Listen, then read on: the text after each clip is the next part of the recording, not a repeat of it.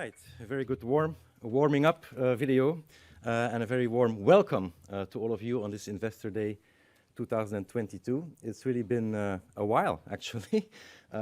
We've been trying to do an Investor Day in 2020 and in 2021, but I think given COVID, that was not a good idea. But finally, we're here. I'm very happy to be here, and welcome to all of you. Also, welcome to people that will be following us on the live streaming that is also going on at the same time.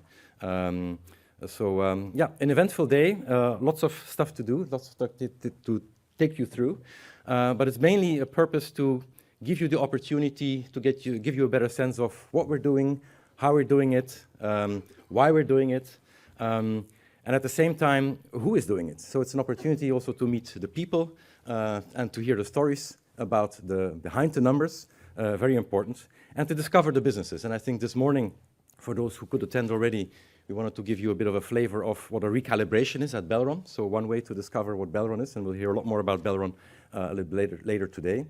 But you've also seen, and you will see, there's lots of stuff of Moleskine, beautiful products of Moleskine around here. So take the opportunities during the breaks to have a look. You got a Moleskine on your seat. That's the one for you. The other ones are there to look at and explore. Quite some new stuff, actually, from Moleskine to explore, and so we'll hear a lot more about that as well this morning. TVH has put some displays at the entrance as well, and of course TVH being a new activity at the beginning of this afternoon, Dominique and Mark will tell us a lot more about TVH and TVH parts. And to incentivize you to stay until the end, also Dieteren Auto has a little surprise for you at the end of the day. So don't worry, everybody is well represented in discovering the businesses. But as I said, the most important thing is to meet the people, and therefore the welcome, if I push correctly on the button, is first of all on behalf of the corporate team at Dieteren. We are, as you see from the picture, a relatively small team. It's about 20 people. Arnaud and myself, of course, and it's on our behalf that we welcome you here. About 10 investment professionals. I think our team has steadily been growing every year, 1 or 2 additional people. People with a background of investment banking, private equity, consulting, line management as well. So more and more diverse team. And then about 10 experts, and also in our expertise, we have developed over the last couple of years beyond the tax, consolidation, legal, financial reporting, non-financial reporting. Of course, ESG has become more important, and we have now a team of 2 people dedicated to ESG. Digital, we have just added a new resource. I think Lieven is in the room. Anne-Catherine and Celia are from ESG. And of course, our assistants, which are crucially important as well to our team. So lean and mean team, I would say, but on behalf of all of us, very welcome. And most importantly today, I would say also very much a welcome on behalf of our CEOs and CFOs who are here today. And I think that's really the opportunity for you to meet them and to listen to them and to ask your questions. We have Daniela Riccardi and Marcello Treglia from Moleskine, who actually kick off the sessions of the companies this morning after my introduction. We have Gary, and which you already heard this morning, and Humphrey, CEO and CFO of Belron. We'll also hear about this morning. Then after the lunch break, we will have Dominique and Mark from TVH, so Dominique Valke and Mark Oosterlink. And last but not least, Denis Horteman and Reginald Gillet, CEO and CFO from Dieteren Automotive this afternoon. So again, welcome also on all behalf of them. PHE, as you have noticed, the activity that we have announced earlier this year, but not yet closed. We have not yet invited them to present to you today because we are not yet the owners, right? And so not being the owners, we cannot have them kind of already tell all their plans, but we will have a little bit on PHE later on, because after the sections of each of the companies, we will have a kind of a consolidating financial section that Arnaud will lead, and we will talk a little bit about IMO and about PHE there, as well about a consolidated view and a section on ESG that I will do myself. And then, of course, we'll try and wrap up the day by around 5:30 at the latest. We have a lunch break around 12:40. We will actually lunch in our Dieteren Gallery, which is just walking distance, a couple of yards from here, where you hopefully, while eating, discover some nice cars as well. And we'll have a coffee break in between the afternoon as well. For those who need to do other things in between, there is a lounge area there if you want to somehow be able to do something on your laptop or what have you, also important. And if you have any questions, we have with Dimitri and the hostesses that you have seen around, ask them any question, and they will be able to assist you. All right. If there's 3 key messages, because I will give in my introduction a little bit of a sense of where we come from, what we've been working on in the last couple of years. 3 key messages looking backwards. It's results, it's resilience, and reinvention. Results, and I'll give you a bit more details in a second. We made some promises in 2017, in December, with a medium-term outlook. Well, we delivered. We actually over-delivered as a group. Resilience, these have been quite a number of unusual years. Lots of unexpected things. COVID to just name one, but there have been more than that, of course. And I truly believe that we come out stronger out of this period of uncertainty. And so we have strengthened our resilience during these turbulent times. And for whatever turbulence that will come, and I'm sure many will come between now and 2025, which is a bit the horizon that we put in front of us today, we feel resilient to work in such an VUCA world, if you like. And reinvention, the third thing, well, I think the Dieteren Group today is a very different Dieteren Group from 2017. We have added 2 new exciting growth platforms. Yes, PhD still has to be closed, but hopefully in a couple of months that will be behind us. And therefore, we are now, a handful of businesses is something we had always wanted and strive to do, but we will keep going. So to go a bit, maybe in a bit more depth on the results. As you know, we made some promises in 2017. Top line, bottom line, return and free cash flow. And across the board, for sure, Belron in the middle, the promises of 2-3% mid-single digit growth, we smashed that, and it's 7% growth. Yeah? We had EBITDA growth outlooks, smashed that, 44%. The return has been substantially higher than the 15% we mentioned, and also the cash flow generated. The idea was to have more than 200 million on an annual basis. I think already since 2019 that has been the case, and going forward. Also, Dieteren Auto has basically over-delivered on all of them, with one caveat. It's maybe on the top line, because of course if you go until COVID, I think the top line was going clearly above the target, but the number of cars and the people not being around and being in their houses was just really less car sales in the market overall, so I think that would have been an unfair comparison. But nevertheless, on EBIT, on return, on free cash flow, Dieteren Auto has also over-delivered, and on free cash flow, for instance, already since 2020. It's true that Moleskine, and we talked about Moleskine in 2017, it's a different Moleskine today than in 2017, and there we have not fully delivered, but if you take the total of everything together, we have over-delivered. But also within Moleskine, even if the top line has been less than what we thought, and even if the margin has gone down before it's now going up again, we have generated positive free cash flow, and it's over 50 million in the last couple of years already. So overall, I would say we clearly over-delivered on our promises. You can see that in our group KPI, the profit before tax group share, which we always publish and report about every 6 months in the year, and it has more than doubled in the last couple of years. I mean, we've shown here a line going back to 2011, but if I take from 2017 onwards, it's a more than doubling that we have seen since then, and that's really good. And that has been translated as no surprise, I think, in terms of total return to shareholders. And of course, it's a combination of dividend and the stock price evolution. The dividend has also more than doubled over the period, and we were still below €1, and we are proposing to our General Assembly this year €2.1. And then the stock price as well has, of course, evolved, as you can see from the little drawing.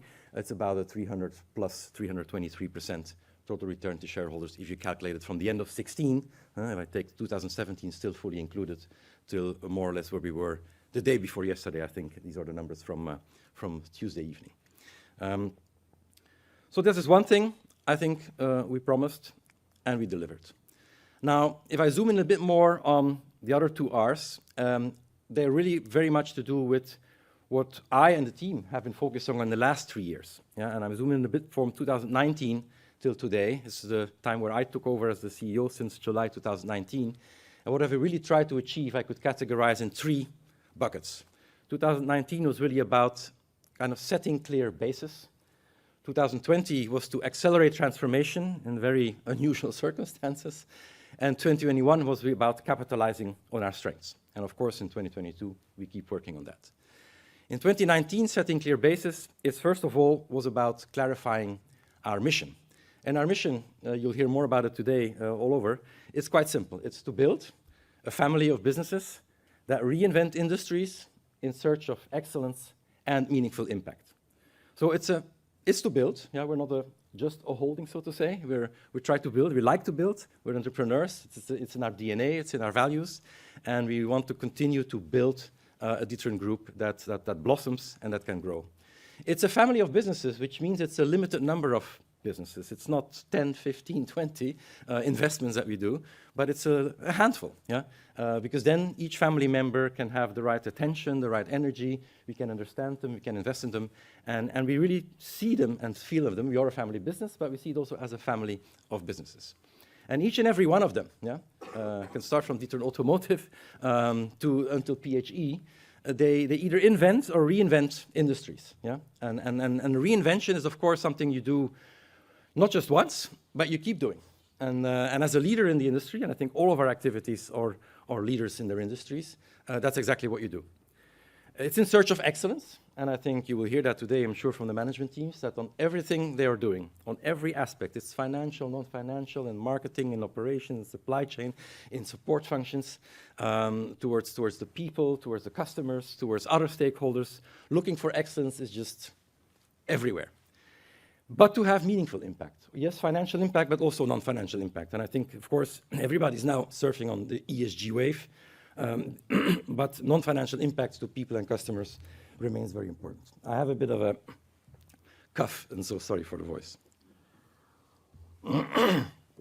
All right, that's the first thing we did. The second thing we clarified is, how do we add value to our activities and to our businesses? Well, we have a relatively simple way that we use actually in our corporate team. Twice a year, we go through each of our activities and make ourselves a bit of a reflection to say, well, on all the key dimensions, from strategy to execution, to people, to the organization, to the reinvention, and we ask ourselves each time 3 questions. So it's 7 times 3 questions.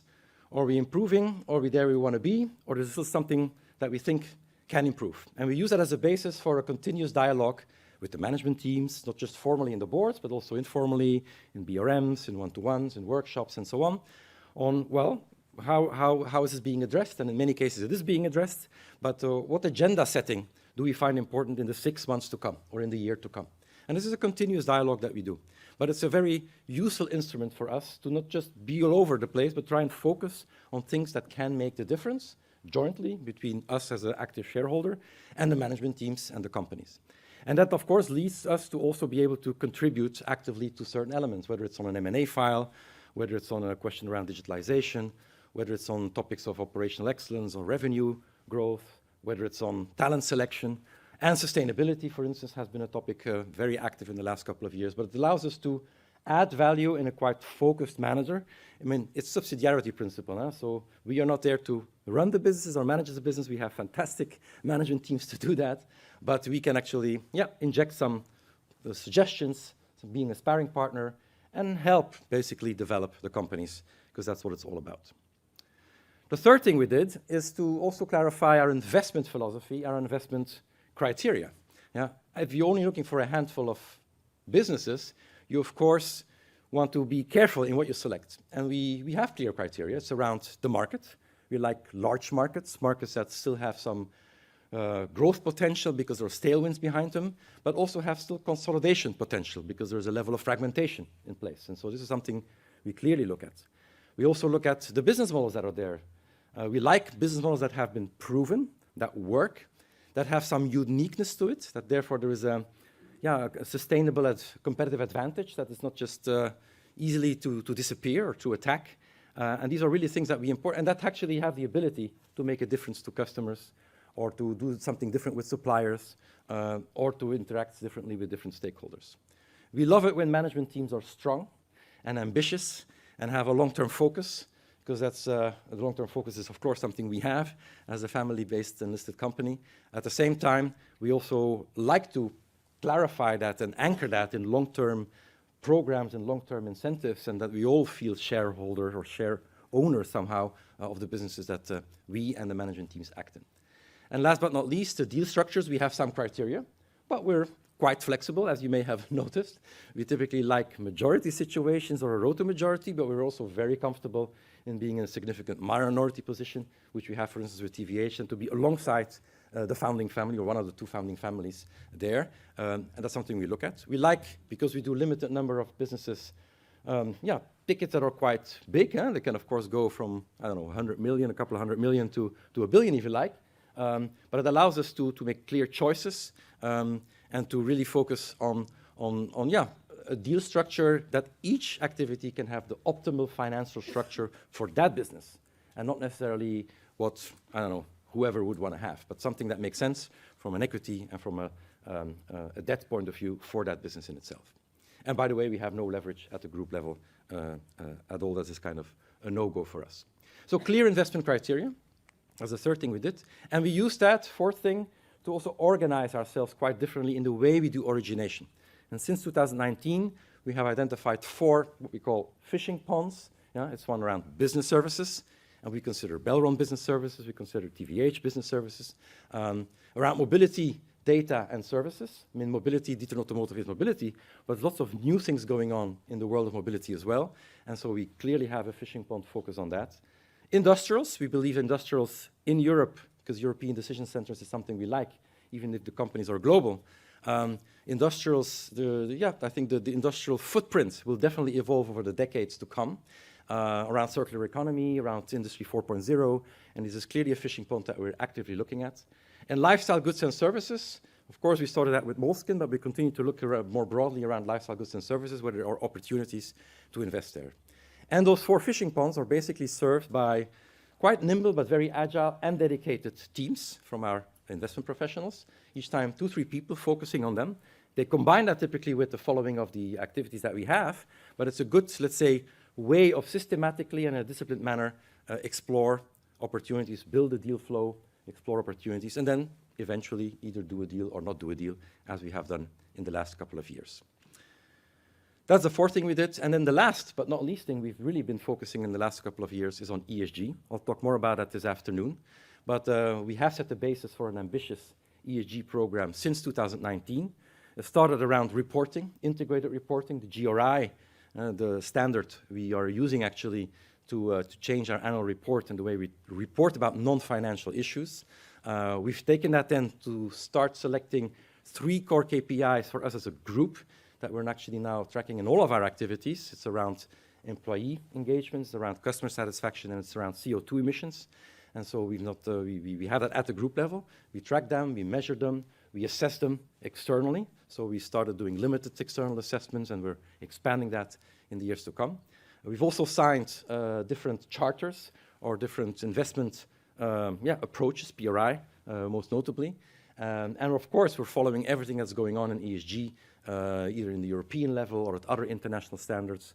And for instance, the science-based targets is something we really start using around CO2 emissions in the years to come at all of our activities, and I'll talk more about that this afternoon. So basis started to set in 2019. And then came 2020 with COVID, and of course, things changed a little bit. But I think, looking now with hindsight, and it was not that obvious, I think, at the time when you were in the midst of it, but all of our activities have really used the crisis of COVID as an opportunity to accelerate a transformation that was either already going on, I think in all instances it was already going on, or to actually really make sure that it was a full transformation going on. And I think, to give some examples, Belron had already embarked on transformation with Fit for Growth, but it was used as an occasion to really create as a global program and to accelerate and rally all the countries around the transformation program Fit for Growth. Or Otto basically was embarked on a multi-year transformation program, used it to accelerate it, and there was a bigger restructuring to some degree, you can call it, but it was also a broader transformation that was done in one go, and it was in 2020 was a very important year. And I think today, with all the uncertainties that we have in the car market in Belgium and beyond, we're quite happy that we did it in 1 year rather than spread it out in 3 years. And thirdly, there was a kind of a reset, a big reset at Moleskine, because Daniela started on April 1st, a couple of weeks into COVID at Moleskine. And basically the crisis was used as an opportunity to turn every stone of the company and create a fewer, bigger, better strategy that we'll hear more about in a second. And then in 2021, because 2020 was actually a good year for us as a group, and in 2021 we capitalized on our strengths. And capitalizing on our strengths, we did it in multiple ways. Just some examples I want to quote here. The setup around the shareholders at Belron during 2021 has really been strengthened additionally. And we were already with the founding family, the Lubner family, from the start, and ourselves as Dieteren, of course, being majority. We had already CDNR since 2018, but then last year, HNF, GIC, and BlackRock were added as 3 reputable investors, and we're very happy to have them around the table. Another example is Dieteren Automotive, which had always been kind of intertwined with the Dieteren Group in kind of one legal entity. So it'll be a cleaner and a better setup for the future to have Dieteren Automotive a separate legal entity, and also within Dieteren Automotive to clearly organize the different métiers, as you can call them, one by one. And I think it's now a setup that actually allows to capitalize on the strengths and the professionalism of each of those métiers, which are a little bit different in nature. And we'll hear more about that from Denis and from Reginald. And I think it's an important step that started on January 1, 2021. And then last but not least, yeah, we did add some new growth pillars, TVH last year, and then this year, PHE will come. So this is the focus, I would say, of the last 3 years. And stepping a little bit back, if you compare 2017 to 2021, I mean, our businesses are truly different, yeah? And you'll really hear more about that. But if I just take kind of a couple of one-liners, if you like, around that, I would say Belron between 17 and Belron in 2021, well, Belron has entered the Champions League. I think this is the one way to mention it. And you can see it's not just because they were number 1 in VGRR and they are number 1 in VGRRR, recalibration being the third R.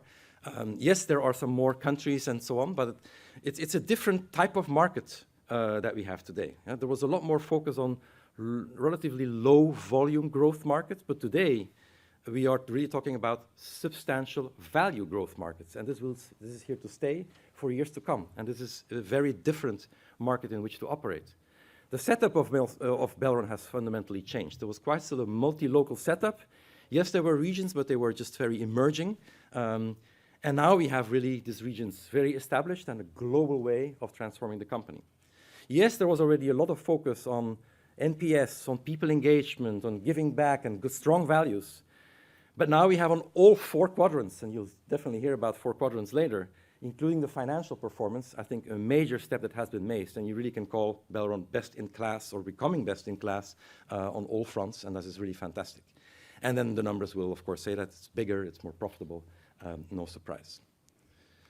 Also, Dieteren Automotive, 2017, and Dieteren Automotive, 2021. Yes, we were basically mainly an importer and a retailer, majority-wise, and today we are a resilient mobility player. Yeah, importer and retailer, plus, I would say, with higher market share, by the way, in a smaller market. Yeah, you may like it or not, Belgium was a bit of an island within Europe of very high penetration of new car sales, very high levels of sales. I think now the car market is smaller, so you have to adapt to that. But to grow market share within that and to strengthen your leadership position within a smaller market is exactly what Dieteren Automotive is doing. And as a separate legal entity, they're using that to also go into new forms of mobility. And you've been following it, I'm sure, in the last couple of years, or even the last couple of months and weeks. We are adding new forms of mobility, going into bikes, going into taxi services, and the like at Dieteren Automotive. And there again, the revenues may be quite similar, but I think the profitability profile is a different one. We have taken this 3% mark, and we're going to go beyond that going forward. Moleskine, 2017. Moleskine, 2021. Yes, it is a smaller, maybe, company in terms of revenues. Yes, it does not necessarily have the same level of profitability as it was when we bought it. Yeah, but it's going back up again. But it is a more focused company, and I think that is strategically the most important thing. It's focused not just in strategy, but it's also focused in execution. And that's really the most important thing. It's a lifestyle brand. We'll hear more about that. It's a global brand. It's in a notebook market, which is growing. It's a slowly growing market, but it's a growing market. That market has, unfortunately, not yet fully recovered from COVID. And it's a market that's where you see people are not yet back to their normal consumer behavior between online and offline. But I'm sure that if you take this out a couple of months, we'll be back into normal territory there.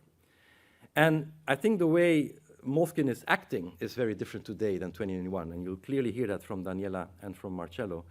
We were very much in a retail expansion mode and adding categories, adding complexity, all kinds of go-to-market things. And I think Moleskine was a bit overstretched. And today, Moleskine is a lot more focused on core product categories, on having a retail network that makes sense, on partnerships that make a difference, and the indirect channels, of course, where there's also lots of evolution around who will be the winners of tomorrow. And it is a smaller company in terms of FTEs, revenues, and profitability, but as I said, the free cash flow and the EBIT is going up again. And we have also added 2 new pillars. We'll hear a lot more about TVH, of course, in the beginning of this afternoon, but we're very happy that the Termote family selected us to be their long-term partner of the future, because TVH is really a leading global one-stop shop company for the aftermarket in a number of equipment markets for spare parts. What we like in the company is that it's a consolidation platform. It's large markets, it's growing markets, it's resilient markets. There's a very customer-centric approach in TVH based on data, based on customer centricity, based on smart pricing, and actually allows, if you combine that with a strong leadership team, to something where there's lots of potential to strengthen the leadership position further, to continue to offer services beyond the categories that exist today, but also to combine that with a very ESG approach, which we believe is in the heart and DNA of TVH almost by definition. Yeah. And then PHE, again, we're very happy with PHE.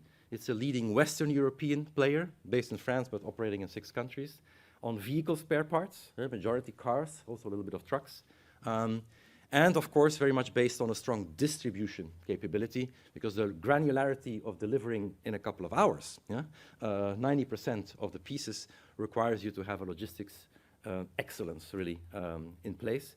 Again, these are predictable markets where you have a visibility on the car park for many years ahead, quite resilient, growing market, highly synergetic. Yeah? It's as you add customers and volumes, you have real economies of scale. A fantastic management team that we're discovering as we speak, of course, in the last couple of months very actively. And also digitalization is already playing a crucial role in the way they're being set up. And we see lots of opportunities to continue to expand the core business, to expand the footprint, but also there to work on ESG, because as we all know, they're mainly working in the aftermarket, and especially in times of inflation and today, affording an affordable or supporting an affordable mobility next to a sustainable mobility is even more important. And so, almost last but not least, I would say, if you look at us as a group, yeah, we look quite different as well, now beginning of 2022 compared to a couple of years ago. I haven't talked about Dieteren Immo, because we'll hear a bit more about that this afternoon, but it's also clearly part of us. It's not all 100% activities. It's 50, just majority, I would say, at Belron. It's 40% at TVH, but we're very, very comfortable in those situations and setup. And also on the anchorage of our shareholding, I think there we have had stability for quite a long time, and will continue to have stability for a very long time, with, of course, Nicolas Dieteren and Olivier Perrier, our 2 family shareholders, with the free float and some own shares that the company holds. For me, if I have to summarize it, those 3 years, or those 5 years, if you like, 4.5 years since the last Investor Day, are for me the proof that our unique positioning works. Yeah? And we are a bit of a strange animal. People may say, well, you're not private equity at all, you're a family business, but you have multiple businesses. What are you really? Well, yes, we are a family-controlled, listed investment firm with a handful of growth platforms that we understand and develop and work with. The long-term focus is important for us. It's patient capital. It's focusing on doing the right things for the businesses, yeah, so that ultimately results will follow. But if you do the right things for the businesses, that's the one focus area we have. We want to be a responsible investor. Yes, shareholders are absolutely crucial, but there's more stakeholders around to really, and we fully embed them in everything we do and we think of. Yes, we want to generate attractive levels of free cash flow, per definition, because that keeps fueling the growth engine, I would say, of the group. We do this with strong management teams. We do this together with families, like the Termote family in TVH. We do it with private equity where appropriate. Yeah? We've now worked with private equity within Belron for a couple of years, and it's been a fantastic experience of partnership. And we do this based on our values, and our values are quite simple. It's, as a seventh generation, Nicolas and Olivier keep saying we need to remain entrepreneurs and keep being entrepreneurs. We should do this with curiosity, looking for opportunities and businesses that fit the criteria that we look for. We do it with courage, making investments when it's required. So in tough times is when to accelerate, but also with care and with respect, because at the end of the day, this is all that matters. So with that, I would say this is the end of my small introduction, and I would like to basically hand over to where we're going to start right away with Daniela and Marcello on Moleskine.